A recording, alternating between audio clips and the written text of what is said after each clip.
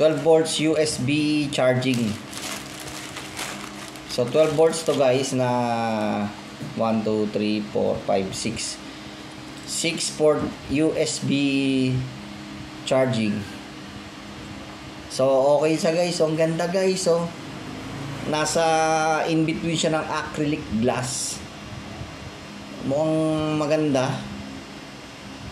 No, malaki rin yung ano niya guys, so yung coil niya. Yung toroidal coil kasi normally sa mga back converter or back step down mga ganyan, may ano siya toroidal. So malaki siya guys, so. So ang rated nito ay 8 ampere yata or 6 ampere. So ilalagay ko to guys dun sa 12 volt solar system natin. So naka 12 volts ako.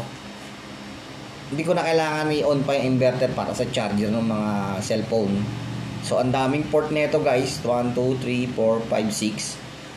So sulit na sulit to guys, oh. Lagyan niyo lang ng 12 volts at mag-output na siya ng 5 volts pang USB charging.